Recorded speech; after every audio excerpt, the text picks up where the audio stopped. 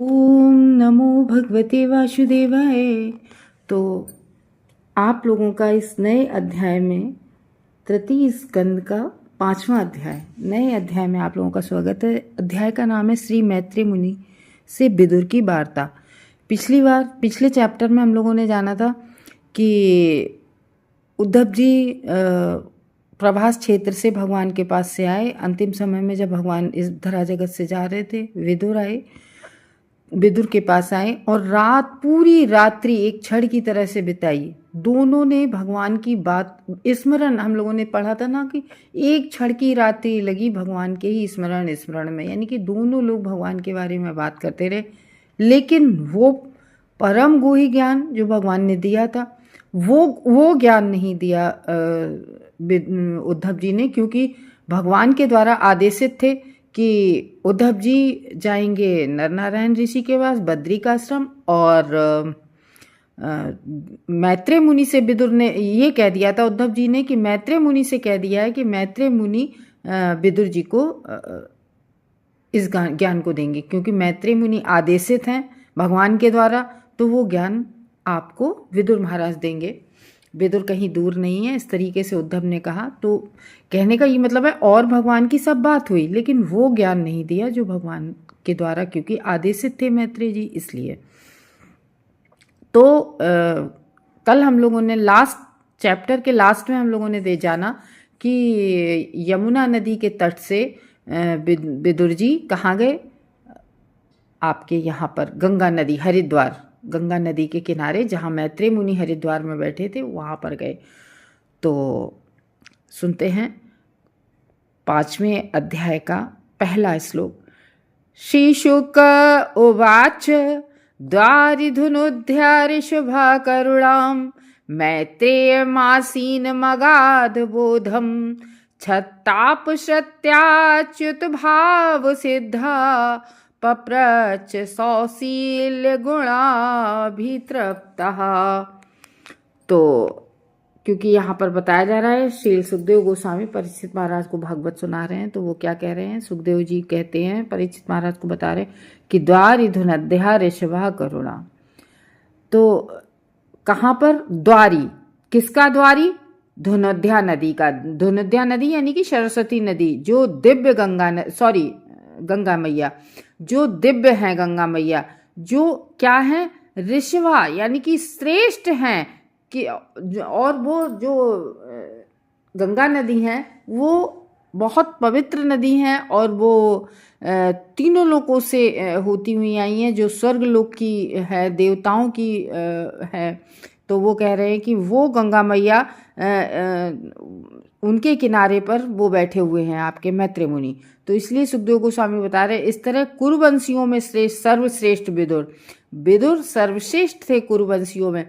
देखो बहुत अच्छी बात याद आ गई बताने के लिए बीच में, कि विदुर महाराज सबसे पहले तो यमराज थे ना, यमराज थे, और एक ऋषि थे, उन्होंने इनको जो है एक श्राप दिया था यमराज को एक मांडव नाम के मुनि थे, उन्होंने श्राप दिया था कि जाओ 100 वर्षों के लिए तुम इस पद से च्युत हो जाओ, और 100 वर्षों के लिए तुम वो बन जाओ, जाके एक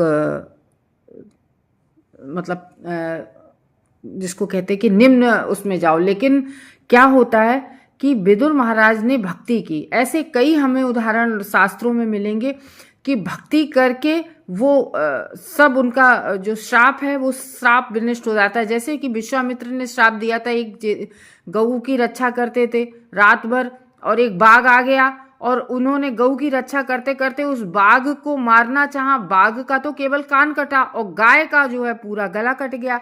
तो विश्वामित्र ने उन्हें श्राप दे दिया तो वो श्राप प्राप्त करके वो भक्ति में लीन हो गए, वहां से चले गए और भक्ति में करते रहे। तो उस श्राप का उन पर कोई असर नहीं पड़ा। तो भगवान की भक्ति करके वो श्राप भी विनष्ट हो जाते हैं। और इधर क्या हुआ कि विदुर महाराज तो भगवान, हम लोगों ने देखा था कि भगवान तो विदुर महाराज का बहुत सम्मान करते थे, चाचा कहते थे। तो विदुर महाराज सीधे भगवान के पास क्यों नहीं गए, क्योंकि विदुर महाराज सब जानते थे कि उन्हें श्राप के कारण से इस धरती पर यमराज जी जो थे, उन्हें श्राप के कारण विदुर बनकर 100 वर्ष तक पृथ्वी पर रहना था। तो वो रहने आए और उस चक्कर में उन्होंने क्या किया, धृतराष्ट्र जैसों की कुछ दिन सेवा की। हालांकि द्रोणाचार्य, भीष्म पितामह सब बने रहे, लेकिन विदुर फिर वहां से चले आए थे, उसको छोड़ आए थे। और एक तरह से छोड़ना क्या था, वो शायद तब भी सेवा करते रहते। उन्हें धृतराष्ट्र से बहुत प्रेम था, लेकिन दुर्योधन ने उन्हें निकाल दिया था विदुर को, क्योंकि विदुर बहुत अच्छी बात करते थे, सही बात कह रहे थे, तो इसलिए दुर्योधन ने निकाल दिया था। तो वो अपने आप को शुद्ध करने के लिए 45 वर्षों तक इधर उधर जो है उनमें घूमते रहे, तीर्थों में घूमते रहे, अपने आप को शुद्ध करते रहे कि मैं धृतराष्ट्र और दुर्योधन जैसों की सेवा करते करते अशुद्ध अपवित्र हो गया हूं। तो ये सोच के वो भगवान के पास डायरेक्टली नहीं गए। तो यहाँ पर वो फिर किसके पास गए, जैसे कहते नहीं है कि प्रश्न, एक भगवत गीता में एक श्लोक है कि कैसे गुरु से प्रश्न करना चाहिए, परिप्रश्नेन, वो प्राणिपात, परिप्रश्नेन और सेवया। प्रणिपात करना चाहिए, परिप्रश्नेन करना चाहिए, फिर सेव्या। तो इसी तरीके से वो कहाँ गए, भगवान के भक्त मैत्रेय ऋषि से, यानी कि भगवान के जो कहते नहीं है कि दासानुदास हूं मैं, तो वो भगवान के भक्त, भगवान के दास के पास गए, यानी कि सीधे भगवान के पास नहीं गए, मैत्रेय मुनि के पास गए। तो इस तरीके से वो गए। तो कहाँ, जहाँ मैत्रेय ऋषि कहाँ बैठे थे, हरिद्वार, जहाँ गंगा का मुख है, क्योंकि है धुनध्या ऋष्वा करुणाम मैत्रेय में आसीन, जहां मैत्रेय आसीन थे, बैठे हुए थे, बाकायदा वो आसन लगाए बैठे थे। मैत्रेय में आसीनम गाध बोधम, मतलब और किसी चीज में आतुर नहीं थे, और किसी चीज को करने का उन्हें कोई जल्दबाजी नहीं थी, आराम से बैठे थे, और कोई ज्ञान ढूंढने की कोई जरूरत नहीं थी, क्योंकि कैसे थे, अगाध बोधम, बोध मीन्स उन्हें, बोध मीन्स ज्ञान। हम लोग नहीं अभी कभी चलती बढ़ती, हाँ तुम्हें बड़ा बोध है, बोध मीन्स ज्ञान। तो कहते हैं कि वो अगाध बोध से प्रेरित, यानी कि पूरा, ऐसा नहीं कि उन्हें कहीं से कि कोई ज्ञान प्राप्त करना था होता है। जैसे हम लोग प्रभु जी से भागवतम सुबह पढ़ते हैं, तो प्रभु जी बहुत अच्छे से पढ़ाते हैं भागवतम, लेकिन जब कोई हम लोगों की भागवतम में कोई प्रश्न उठ जाता है, तो हम लोग प्रभु जी से पूछते हैं, तो प्रभु जी को आंसर पता है तो वो बता देते हैं। तो और उसके बाद में बहुत ही नम्र हैं हमारे प्रभु जी, तो वो कहते हैं कि नहीं, इस आंसर को मैं और सीनियर डिवोटीज से पूछूंगा, मैं कंफर्म करूंगा, मैं तो वो कई लोगों से उसमें विचार विमर्श करके उसका आंसर देते हैं, ऐसे एकदम से आंसर नहीं दे देते हैं। लेकिन यहाँ पर क्या बताया कि जो मैत्रेय ऋषि वो अगाध बोध थे, उन्हें सब कुछ पता था, तो बैठे थे।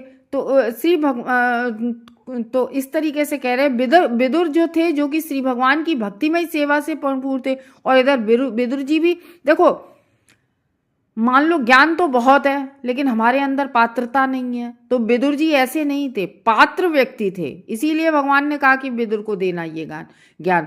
तो पात्र थे, तो भगवान की भक्तिमय सेवा से परिपूर्ण थे विदुर महाराज। तो दिव्य नदी जो गंगा का उद्गम है हरिद्वार, वहां पहुंच गए, जहां अगाध विद्वान महामुनि मैत्रेय बैठे हुए थे। तो और वो मैत्रेय मुनि भद्रता से ओतप्रोत थे, पूर्ण तथा आध्यात्म में तुष्ट विदुर ने उनसे पृच्छा, यानी कि उनसे प्रश्न पूछा। तो विदुर पहले, और अच्छा वो प्रश्न नहीं पूछा विदुर ने, हम लोग सेकंड श्लोक में जानेंगे, वो नहीं पूछा जो कहा था उद्धव ने कि इसके बारे में तुम्हें बताएंगे, क्योंकि ये नम्रता का स्वभाव होता है, क्योंकि वो जानते तो थे ही कि भगवान ने उन्हें आदेशित किया है, तो वो ज्ञान तो हमें देंगे ही, वो ज्ञान तो हमें देंगे। तो विदुर पहले से ही अच्युत भगवान की शुद्ध भक्तिमय सेवा करने के कारण परिपूर्ण थे। विदुर महाभागवत थे, विदुर बहुत परिपूर्ण थे, भगवान के बहुत अनन्य भक्त थे। तो इस तरीके से परिपूर्ण थे भक्ति में विदुर महाराज। तो भगवान तथा जीव स्वभावतः गुणात्मक दृष्टि से एक होते, जैसे हम लोग कहते नहीं है कि हम भगवान के ही अंश हैं, और हम लोगों ने देखा कि ज्यादातर मोस्टली क्वालिटीज भगवान जैसी हम लोगों के अंदर होती हैं। कैसे, हम लोग भगवान नहीं होते हैं, भगवान के अंश होते हैं। तो हम लोगों में क्या होता है कि कुछ क्वालिटी जैसे एक जैसी होती है, जैसे हम जीव का स्वभाव होता है, हम लोग कभी भी, हम लोग कभी हम लोग आनंदित होते हैं, संतुष्ट होते हैं इस भौतिक जगत में हम लोग कितना भी कुछ प्राप्त कर लें, क्योंकि हमारा जो स्वरूप है, हम भगवान के अंश हैं, हमें असली सुख और असली आनंद भगवान की भक्ति से ही मिलता है। क्यों? हम उनके अंश हैं। जैसे पूरा एक समुद्र होता है और समुद्र की केवल एक बूंद होती है, तो हम लोग बिल्कुल बस इतने हैं कि हम लोग बस एक बूंद हैं और भगवान पूरा समुद्र है।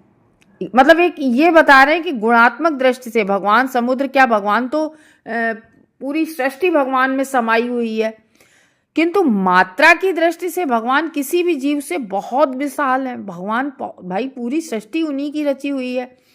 तो भगवान सदा अच्युत हैं। वे कैसे अच्युत है? यानी कि कृपा करने से कभी भी नहीं चूकते भगवान हम जीवों पर, एक बात बताओ, भगवान का कोई नहीं भी नाम ले रहा है, भगवान का जो नास्तिक है उनको भी भगवान सब कुछ दे रहे हैं कि सूर्य की रोशनी नहीं मिल रही, कि वायु नहीं मिल रही है, कि उन्हें खाना पीना नहीं मिल रहा, कि उन्हें सुख सुविधाएं नहीं मिल रही, सब कुछ मिल रही है। और हम जीव क्या है? हम लोग भ्रम में हैं। भ्रामक शक्ति यानी कि जो माया देवी है ना, हम लोग माया देवी से भ्रमित हैं। तो केवल हम उससे पतित होने के पात्र होते हैं। हम पतित होते चले जाते हैं। हमें कभी ध्यान में नहीं आता है कि हम जो है, हमारा जो अंतिम उद्देश्य है हमारे जीवन का, केवल भगवत प्राप्ति होना चाहिए।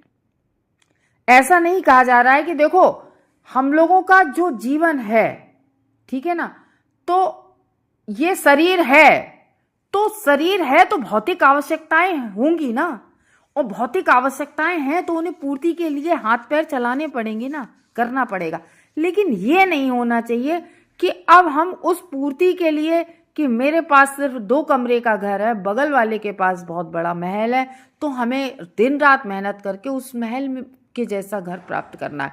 और अगर आप जिस दिन प्राप्त कर लेंगे, बस अब ऐसा नहीं है कि हम भी शुरू से भक्ति में नहीं थे, हम भी अपनी इंद्रिय तृप्ति करते थे, हम भी सकाम कर्मी थे, तो सब कुछ करके आज देखा कि असली सुख किसमें है? भगवान की भक्ति में, भगवान की भागवतम में।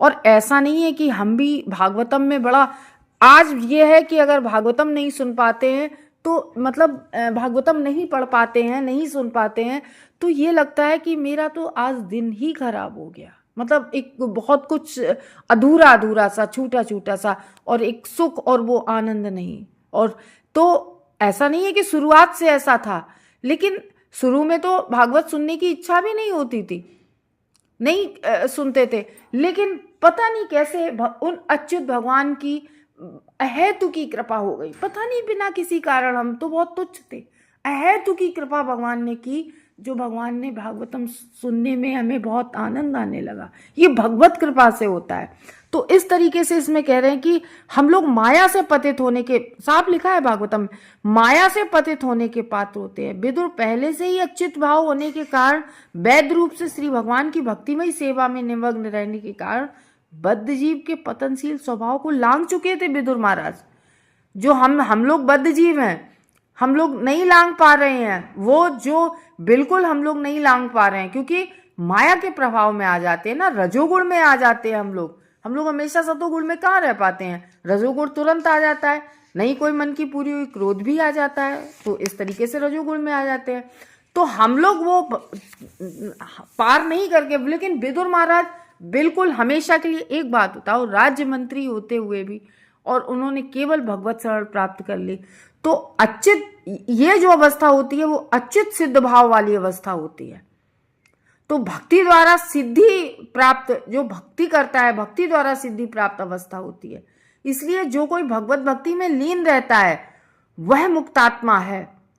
और उनमें एक बात बताओ, हम लोग कितना भी मेहनत करें, कुछ भी प्राप्त कर लें, हम लोग कहते हैं नहीं हमारे पास छोटी गाड़ी, हम बड़ी गाड़ी प्राप्त कर लें, और थोड़े दिन बाद फिर हम लोग कहते हैं इट्स ओके है, मतलब ठीक है। कभी ऐसा नहीं है कि उस चीज से हमें बहुत आनंद अब मिलने लगा, 1 दिन का, 2 दिन का, 3 दिन का, महीने भर का, तो गुजर तो अपनी दो, हम लेटेंगे कहाँ, एक कमरे में। तो विद्वान ऋषि श्री मैत्रेय मुनि हरिद्वार में गंगा के तट पर एकांत स्थान में बैठे थे। जहां मैत्रेय मुनि, वहां विदुर जाकर पहुंच गए। और इधर मैत्रेय मुनि तो थे ही, और इधर विदुर महाराज भी भगवान के पूर्ण भक्त थे, तो समस्त दिव्य सद्गुणों से युक्त थे। तो जिज्ञासा बसी तो उनके पास पहुंचे, भागवतम सुनने के लिए ही तो उन्हीं के पास पहुंचे। वो भगवान की भागवत सुनने ही के लिए तो पहुंचे वहां इतनी दूर।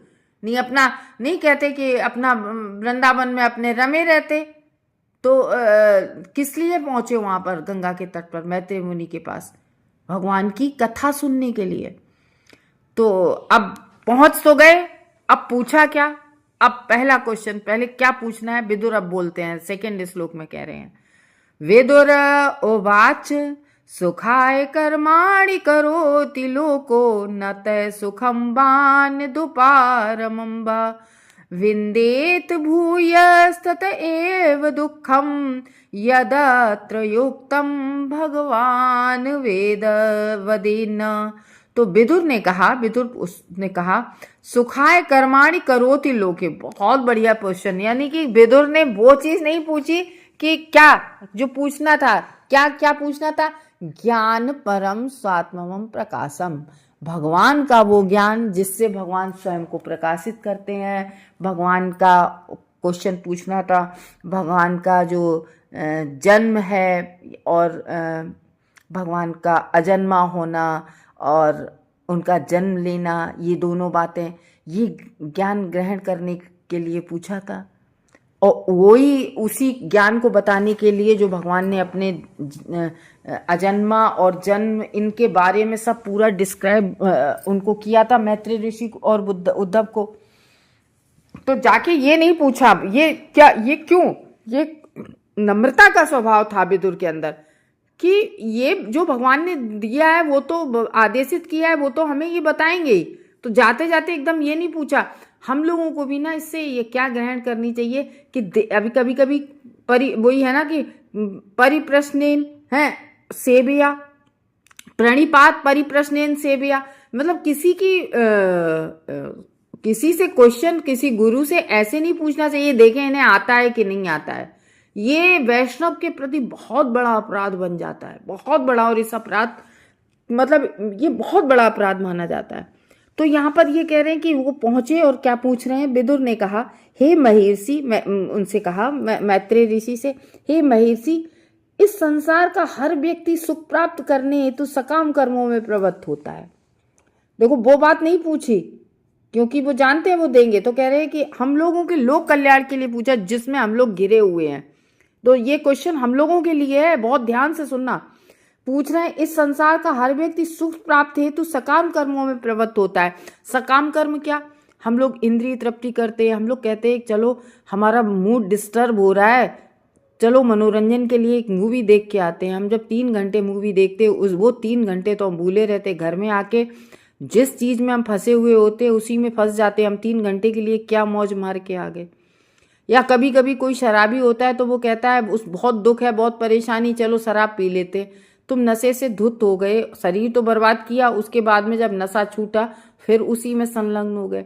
इसी तरीके से एक ये, और दूसरा ये कि हम लोग कभी कभी कहते हैं कि हमने मान लो हमने भगवान की यज्ञ हवन किया और हम लोगों ने कहा कि हमें हमारा घर बन जाए इतना बड़ा, या हमारे पास घर हो जाए या हमारी गाड़ी हो जाए, इसके लिए हमने भगवान की पूजा की और वो चीज़ प्राप्त हो गई।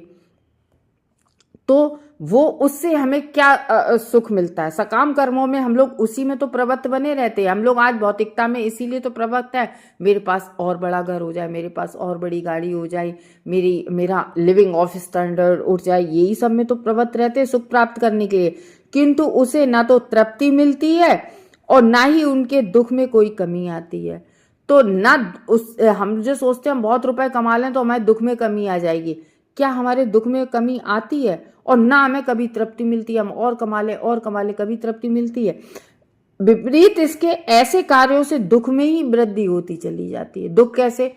अब हम आराम नहीं कर पा रहे हैं, नींद कम ले पा रहे हैं क्योंकि हम बहुत कमाने की होड़ में भागम भाग लगे हैं। अब हम और कमा ले, हमें वो सुख, परिवार का सुख और ये सब सुख नहीं, हम लोग मतलब एक भौतिकतावादी सुख भी नहीं हम प्राप्त कर पाते हैं। भगवान की भक्ति का तो वो तो सुख, वो तो एक चरम सीमा है, वो तो कौनो भाग्यवान जीव गुरु कृष्ण कृपा प्रसादे पाए भक्ति लता बीज। वो तो कोई ब्रह्मांड भ्रमिते कौनो भाग्यवान जीव। आप पूरे ब्रह्मांड में घूम लो। देखो एक बात बता दें, हम मानते हैं कि हम भगवान ने भगवत गीता में कहा है, जो मेरा ज्ञान दूसरों को देगा मैं उससे बहुत प्रसन्न होता हूँ। जो मेरा नाम मेरा ज्ञान दूसरों को देगा। तो हमने पहले भगवत गीता भी किया, अब भागवतम। क्यों? हम भगवान के आदेश का पालन कर रहे हैं। ऐसी जैमिनी ऋषि लिख रहे तो उनसे किसी ने आके पूछा कि इतना सारा आप लिख रहे हो तो कौन पढ़ेगा? तो उन्होंने कहा कि अगर कोई एक भी व्यक्ति पढ़ लेगा तो हमारा ये लिखना सफल हो जाएगा। तो बस उसी उद्देश्य से हम केवल भगवान का नाम दे रहे हैं, क्योंकि सामने सुनने वाला कोई नहीं होता है भागवतम। क्योंकि ऐसी भागवत है, ये कोई मनोरंजन से संबंधित भागवत नहीं है। इसका एक एक श्लोक पढ़ा जा रहा है एक एक भागवतम का। तो ये नीरस चीज लगेगी ना आज के युग में। क्योंकि कोई ऐसा उपाय बताओ जिससे हम धनवान हो जाएं, वो उपाय तो है नहीं। भागवतम में मेन धनवान, जो यथार्थ धनवान होना है, वो भगवत नाम से होना है। तो भागवतम में तो वही दिया जा रहा है जहां आपको बिल्कुल एक्चुअली आनंद मिले, वही। और हम वही बोल रहे हैं जो भागवतम में है। तो इसीलिए ब्रह्मांड भ्रमते कौनो भाग्यवान जीव गुरु कृष्ण कृपा प्रसादे पाए भक्ति लता बीज।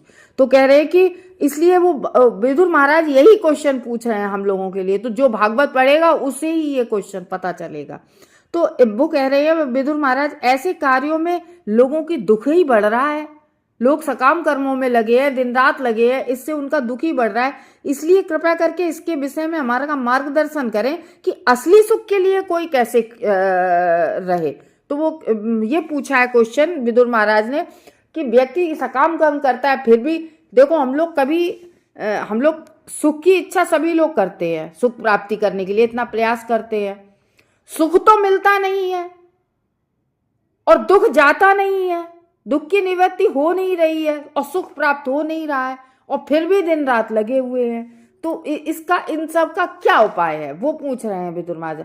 तो विदुर ने मैत्रेय मुनि से कुछ सामान्य प्रश्न पूछे। वो बात नहीं पूछी जो पूछनी थी, वो नहीं पूछी। क्यों? विनम्रता बस, कि वो तो बताएंगे ही। तो कुछ ऐसे ही सामान्य लोक कल्याण के लिए, हम लोगों के कल्याण के लिए पूछे। किंतु उनका मूल आशय ये नहीं था कि उद्धव ने विदुर से मैत्रेय मुनि के पास जाकर भगवान के नाम, यश, गुण, रूप, लीलाओं के पार्षद इत्यादि के सारे सत्यों के विषय में जिज्ञासा करने हेतु कहा था। उद्धव जी ने तो कहा था कि इन सब के बारे में तुम जिज्ञासा करना, तुम्हें मैत्रेय मुनि बताएंगे। लेकिन उन्होंने वो ना क्वेश्चन करके हम जैसे लोक कल्याणकारी क्वेश्चन पूछा। तो जब विदुर मैत्रेय मुनि के पास पहुंचे तो उन्हें केवल भगवान के विषय में पूछना चाहिए था। मैत्रेय को केवल भगवान के ही विषय में पूछना चाहिए। लेकिन विदुर जी महात्मा, हम जैसे जन लोक कल्याणकारी भी क्वेश्चन करते हैं महात्मा लोग, तो स्वाभाविक विनयशीलता, बस उन्होंने एकदम श्री भगवान के विषय में नहीं पूछा। विनयशीलता की वजह से उन्होंने कि ये खुद बताएंगे भगवान के बारे में, वो क्वेश्चन उन्होंने नहीं पूछा, बल्कि ऐसे प्रश्न पूछा जो जन सामान्य के लिए बहुत महत्व का हो सकता है। तो ऐसा क्वेश्चन उन्होंने पूछा। और ये वास्तव में ये श्लोक हम सबके लिए बहुत बहुत महत्वपूर्ण है, जन सामान्य के लिए, कि कोई सामान्य मनुष्य भगवान को नहीं समझ सकता। हर व्यक्ति, क्योंकि ये बात बिल्कुल जब सेल्फ रियलाइजेशन से ही हम कोई अनुभव होता है तभी वो व्यक्ति बात करता है। तो सामान्य मनुष्य भगवान को नहीं समझ सकता है। तो सर्वप्रथम, क्योंकि हम सब माया से भ्रमित है ना, माया के बसीभूत हैं। और ये माया कौन है? माया भी भगवान की बहिरंगा है, बहिरंगा शक्ति है।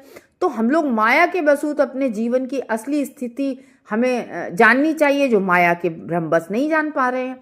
तो भ्रमवश मनुष्य सोचता है कि वह मात्र सकाम कर्मों के द्वारा सुखी हो जाता है। हमें ये भ्रम रहता है कि हम और रुपए कमा लें तो हम बहुत सुखी हो जाएंगे, हमारे पास ये हो जाए तो हम सुखी हो जाएं। लेकिन अंतोगत्ता दुखों की कमी नहीं होती है।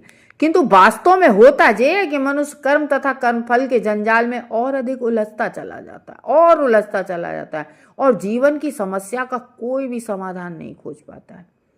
तो इस संदर्भ में एक सुंदर गीत है, जीवन का सारा सुख प्राप्त करने की महती इच्छा के कारण मैंने यह घर बनाया। बहुत अच्छी बात कही है ये आचार्यों ने। जीवन का सारा सुख प्राप्त करने के लिए ये कि हम बहुत बढ़िया महल बनाएंगे, इतना बढ़िया, हम 5 करोड़ का 6 करोड़ का बंगला बनाएंगे और इस जगह बनाएंगे बढ़िया, तो इस सुख प्राप्त करने की इच्छा के कारण से घर बनाते हैं, किंतु दुर्भाग्यवश सारी योजना ध्वस्त हो गई, क्योंकि घर में आकस्मिक रूप से आग लग गई या भूकंप आ गया, प्राकृतिक कुछ भी हो सकता है।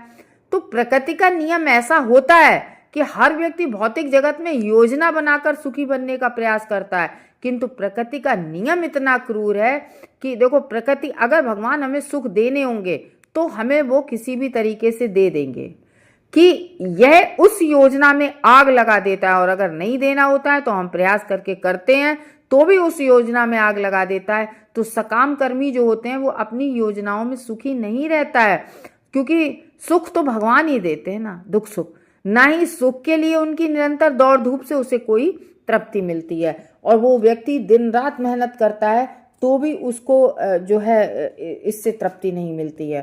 तो ऐसा नहीं है कि हम बहुत रुपए कमा रहे हैं, हम बहुत मेहनत करके भौतिक या हमने भौतिक सुख भी प्राप्त कर लिया तो उससे हमारे दुखों की निवृत्ति हो जाएगी, नहीं। तो इस तरीके से हमारे बहुत अच्छा ये लोक कल्याणकारी क्वेश्चन किया उन्होंने। कल हम लोग देखते हैं क्या होता है। हरे कृष्णा भक्तों।